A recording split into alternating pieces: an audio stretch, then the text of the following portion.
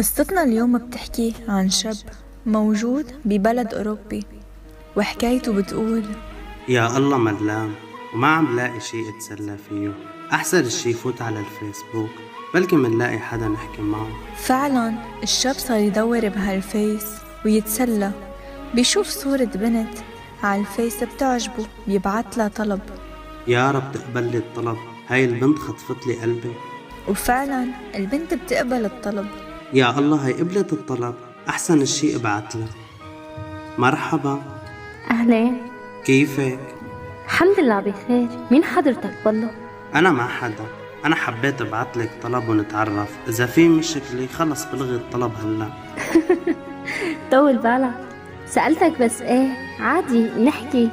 وين انت؟ انا عايش بدول اوروبا. وهيك بلشوا اثنين يحكوا ويتعرفوا على بعض شوي شوي. شو رأيك بالحب؟ الحب شي حلو. عندك ثقة بالحب؟ ليش هالسؤال؟ هيك جاوبيني. ايه عندي ثقة في الحب، بس الحب بهذا الزمان صعب وبده رجال حقيقي. كيف يعني؟ يعني وقت حب حدا بيحبني يجي يتقدم لي، بخلي كل الناس تعرف اني انا خطيبته وحبيبته. يعني إذا أنا هلأ طلبتك من أهلك بتوافقي علي؟ انت عم تمزح اكيد، ما هيك؟ لا ما عم بمزح، أنا أول ما تعرفت عليك تعلقت فيك وحبيت إنه أخطبك. هون البنت وافقت طبعا، ما بدها تروح هيك شب من ايدها. خبرت أهلها والشاب خبر أهله.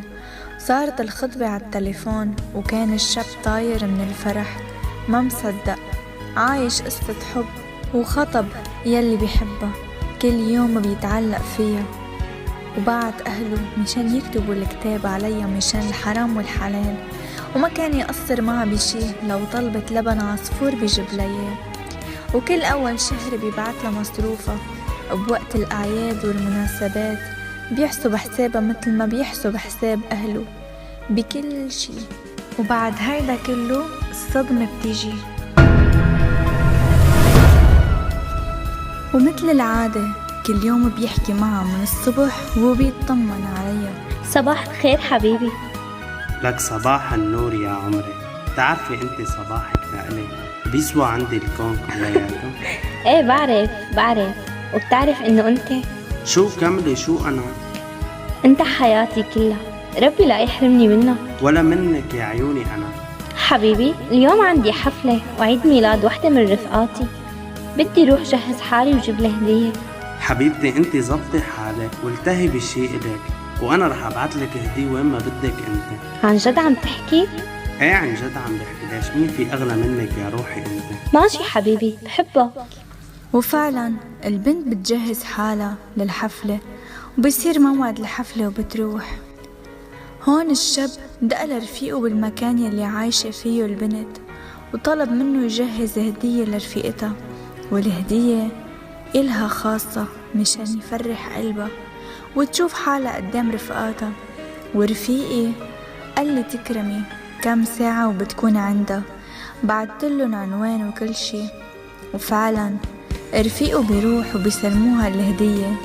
رفيقه هون بينصدم. يا الله مستحيل هاي تكون خطيبة رفيقي، شو عم بصير بهالدنيا؟ رح دقله وفهمه كل شي. رح يدقله، رفيقه كان مشغول وما رد عليه لبعد وقت منيح. كيفك، شو أخبارك؟ بدي أسألك، أنت متأكد هاي خطيبتك؟ كيف لك أنا؟ ما خطيبتي هي مجنون وكاتب كتابي عليا كمان. يا الله شو عم بيصير؟ مستحيل هذا الشي. لك شوفي احكيلي شو القصة. لك هاي البنت خطيبة رفيقي وأنا متأكد، وعرسها بعد جمعتين. لا مستحيل، أنت عم تكذب.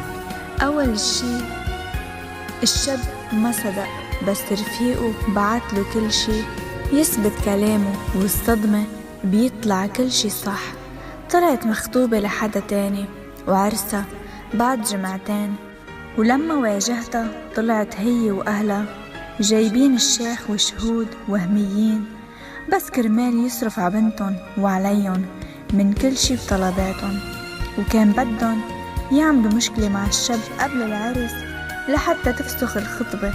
هون الشاب انصدم وما عاد صدق يلي عم يسمعه. هون الشاب انكسر قلبه، لأن يلي عاشوا صعب كتير انكسر بسبب الطمع.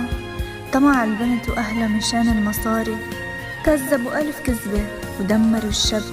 حسبنا الله ونعم الوكيل بهيك بشر. اوعكن تعملوا هيك بشخص لتحبوه، كذب وتكسروا بأبشع طريقة مشان مصلحة شخصية أو مصاري. صدقوني إنه رح يجي يوم وتندموا، صدقوني. لهون بتكون خلصت القصة. بتمنى كل حدا سمع القصة يعطينا رأيه فيها، وبهيك قصص لا تنسوا الدعم. بحبكن كتير.